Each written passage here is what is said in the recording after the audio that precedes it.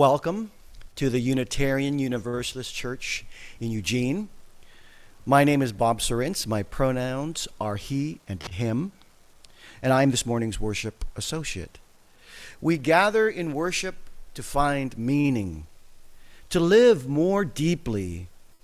Worship creates connections within, among, and between us, calling us to our better selves, calling us to live with wisdom and compassion. Whoever you are, whomever you love, whatever your image of the holy, you are welcome here. And we're glad that you're here. And if today is your first time with us, we'd love to get to know you. Right after the service, you are invited to our welcoming room, which is located at the south entrance. And if you're online, the link to our visitor form is being dropped into the chat now. You may have noticed we don't have a paper order of service, but you can use your phone to access a copy by scanning the QR codes that are scattered throughout the building. There you'll find names of authors and composers. You'll find the text to choir anthems and resources used in our service.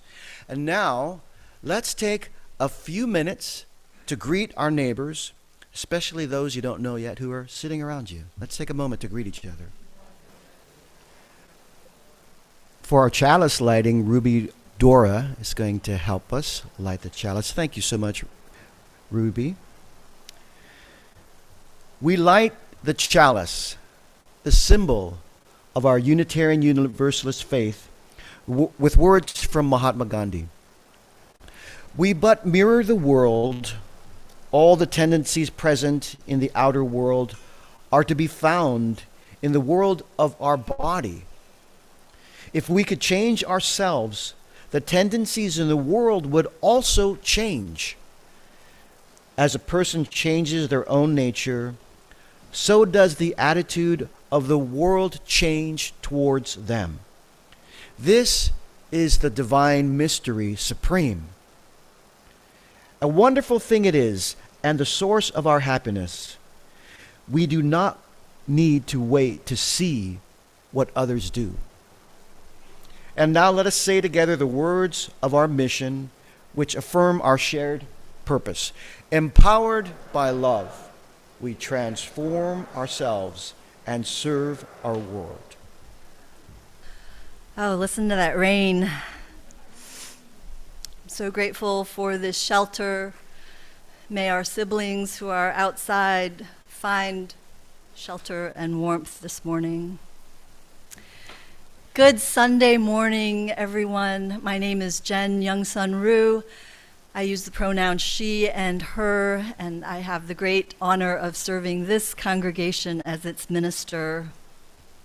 So, the final changes to the Unitarian Universalist Association statement of our collective purpose, our shared values, covenant, and inspirations was released last week. This came from the Article 2 Study Commission. It's very, very different from what we currently have as our 7 principles and 6 sources. It's a huge change for us. How fitting, then, that it comes at this time when many of our congregations are starting the month of November reflecting on the spiritual theme of change. This morning, we're going to start a 2-part conversation on this very theme. Today, we'll begin on the personal level, and then next week, we'll talk about change within religious organizations with a deeper dive into those Article 2 changes. So, I wonder, how are you with change? How do you respond to change? What do you understand about yourself and your relationship to change? What do you do when all of your best laid plans are blocked? Come, let us be curious about our relationship to change. Come, let us worship together.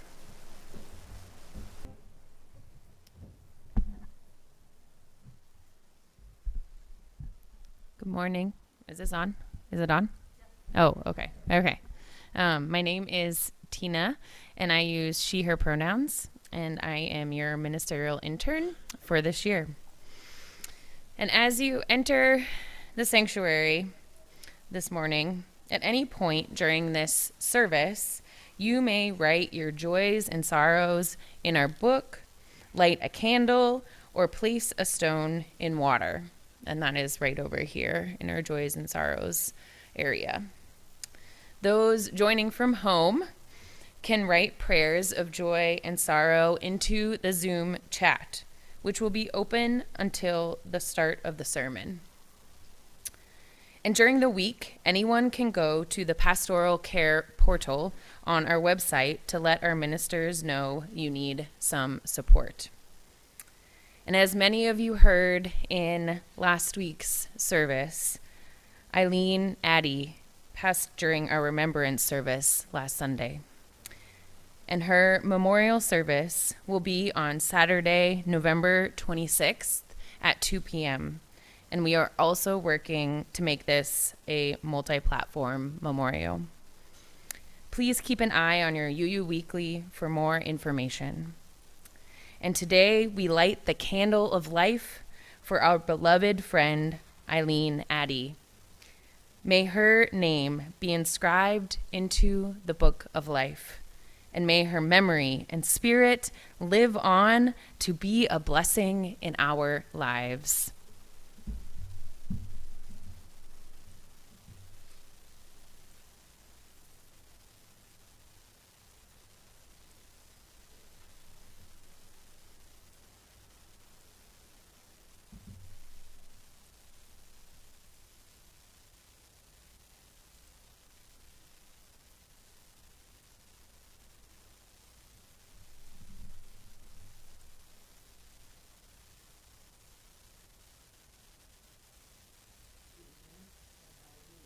Amen and hallelujah.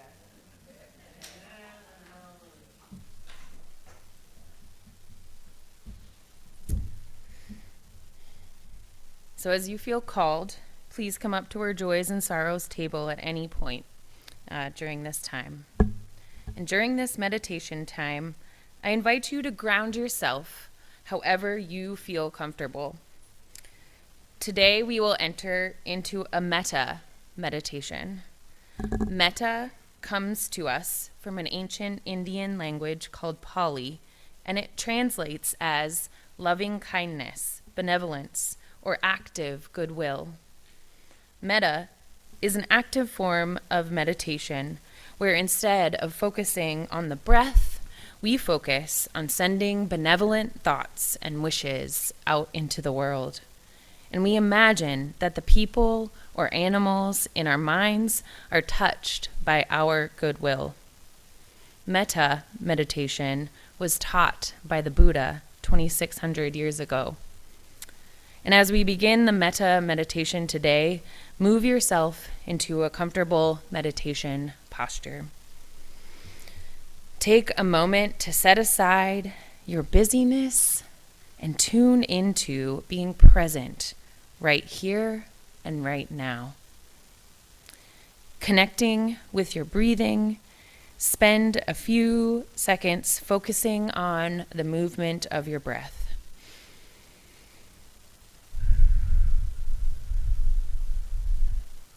Notice the physical sensations that accompany this movement, especially at the level of your heart. Let us start this meditation with ourselves today, and you can either speak these words out loud or silently in your mind. May I be safe. May I be happy. May I be healthy. May my mind be at ease.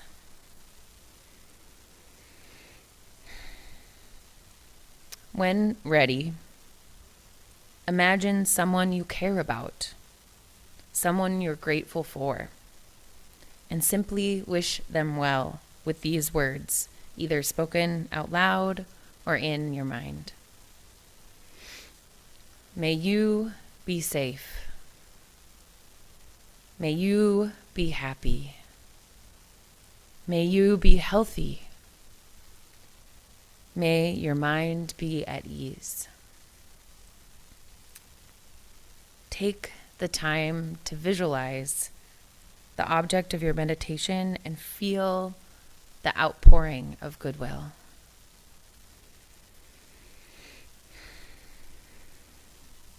Now imagine someone you really don't appreciate and do the same thing. It could be someone you know personally, someone or a group you know through the media, or even the yappy little dog next door that tends to bark for hours on end. Wish them well with these words, either spoken out loud or in your mind.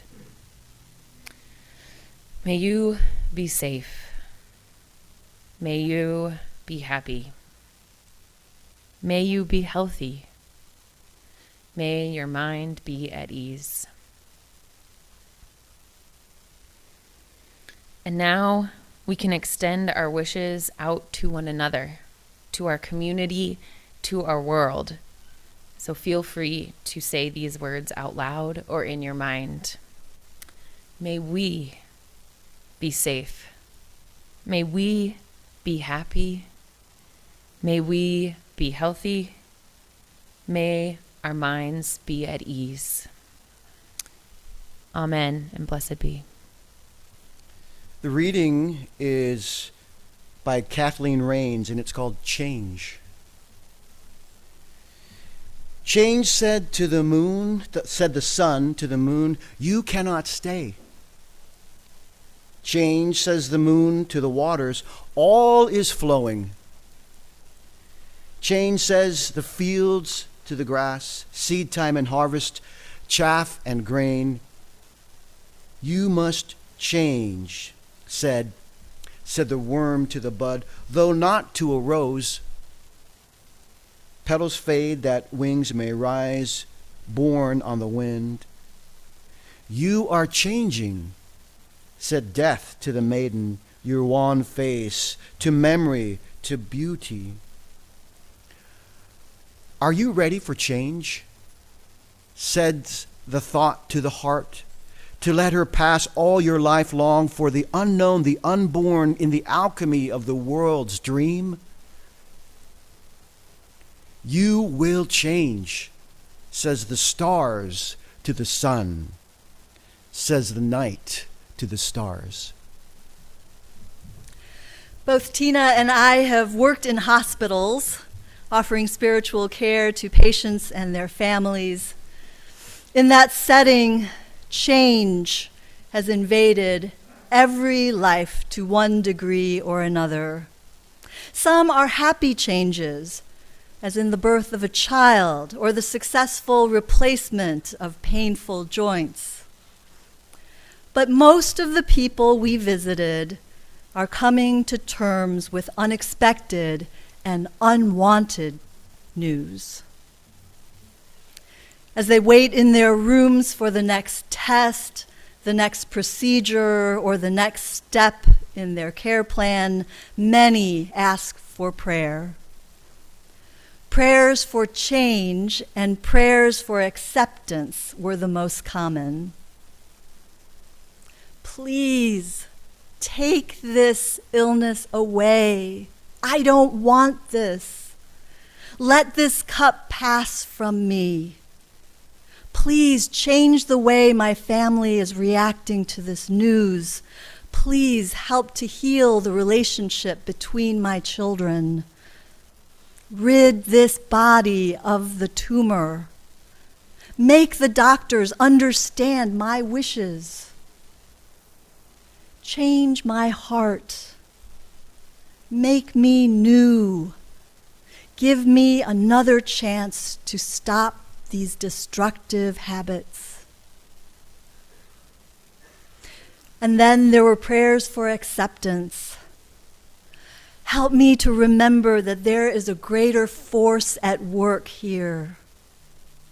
Let me believe you when you say, I have plans for you, plans to prosper you and not to harm you, to give you hope and to give you a future. Allow me to accept all the things that I know that all the things work together for good to those who love God. Help me to accept all that I am going through, because you are my rock, you are my refuge. Even those patients that weren't particularly religious were at least open to this prayer. God, grant me the serenity to accept the things I cannot change, courage to change the things that I can, and the wisdom to know the difference. Reinhold Niebuhr was a theologian, an ethicist, a prolific writer. When he was just 60 years old and at the height of his intellectual career, he suffered several strokes. As the years progressed, he just couldn't keep up with his rigorous writing schedule, his teaching and his lecturing, and he found himself more often than not sitting on the sidelines. Where he had once been the star quarterback, he was now watching others play the game. He suffered bouts of depression and what he called anxious preoccupation with real or imagined future perils. And it was right around this time that he started receiving inquiries about a prayer that he had written many, many, many years before that. The prayer that he wrote reads, God, give us grace to accept with serenity the things that cannot be changed, courage to change the things that should be changed, and the wisdom to distinguish the one from the other.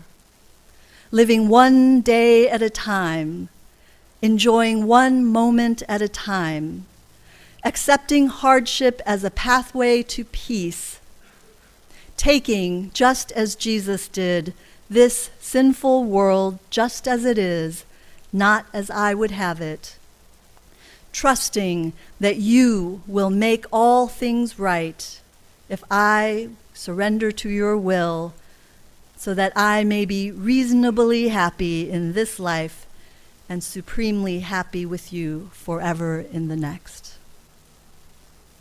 This prayer had been printed on small cards and given to soldiers during World War II. Later, Alcoholics Anonymous adopted it as its official prayer.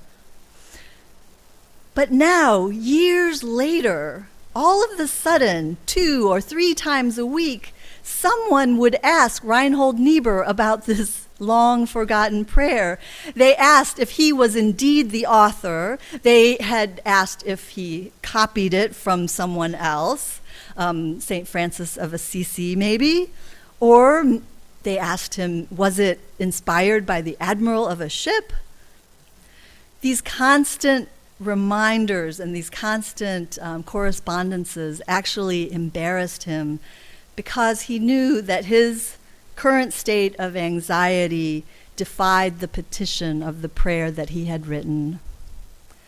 One day he confessed to his doctor, and the kind physician replied, "Don't worry. Doctors and preachers are not expected to practice what they preach."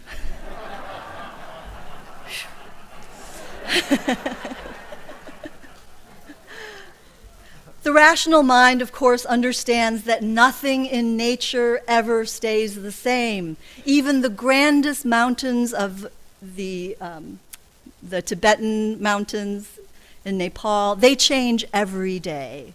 And yet, when our bodies change, when our minds change, when our relationships and our circumstances change, somehow we are surprised by this.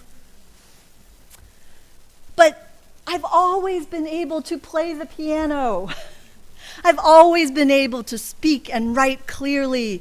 I've always been able to run around the block.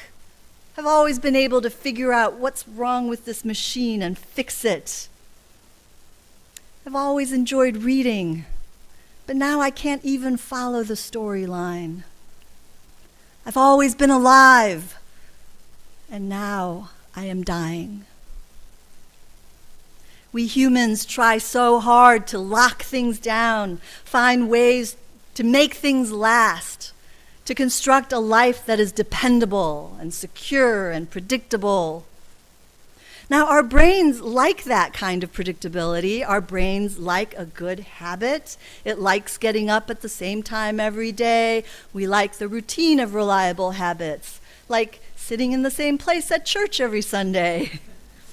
It helps to make our lives run more smoothly.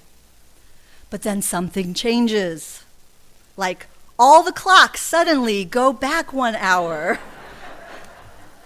An election happens, and the power of balance is shifted in Congress. We fall down walking down the street, or we lose our home. Our loved one receives a diagnosis. How can this be happening to us? Everything was going so well. I had everything figured out. Why? Why is this happening? Is the universe trying to punish me? What is the meaning of this? Why is this happening? We but mirror the world, Gandhi says. All the tendencies present in the outer world are found in the world of our bodies. And the world, the cosmos, it is in perpetual turbulence, isn't it? The world, this universe, all things are in the process of rising and falling, emerging and dissipating, thriving and dying. Change alone is unchanging, said the Greek philosopher. Impermanence, said the Buddha, is the distinguishing mark of existence.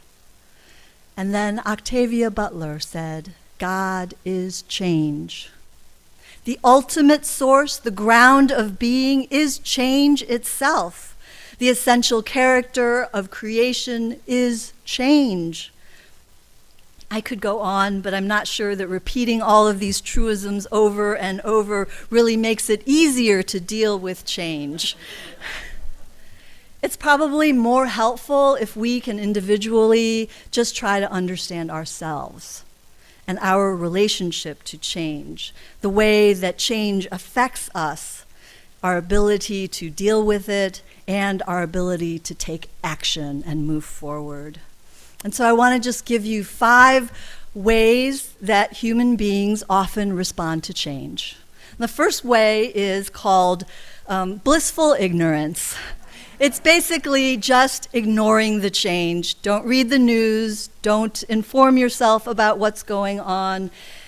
And when you don't spend any time thinking about the upside or the downside of change, you can kind of just go on with your life in blissful ignorance.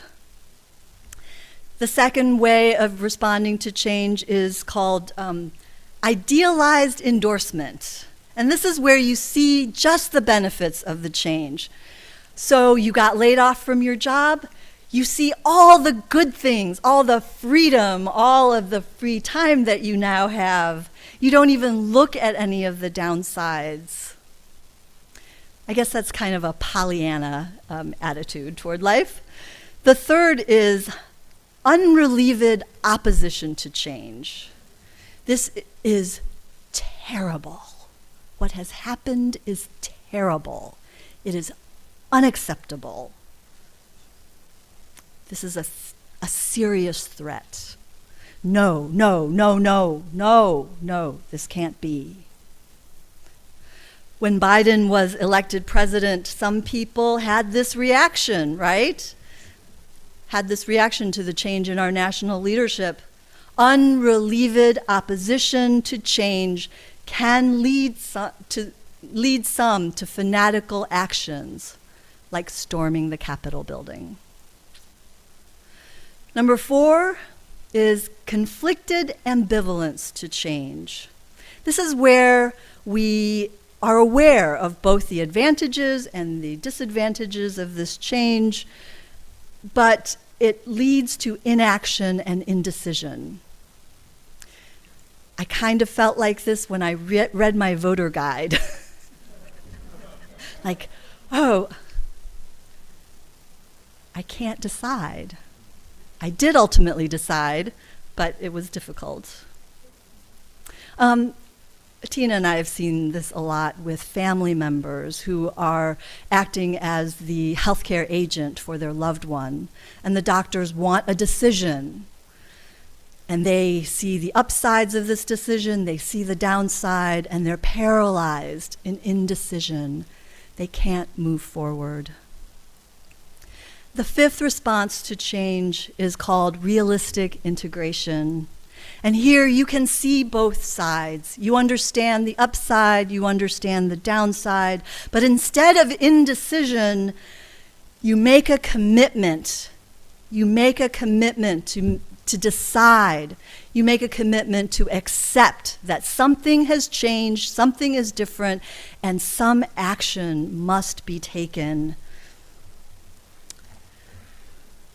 If we could change ourselves, the tendencies in the world would also change.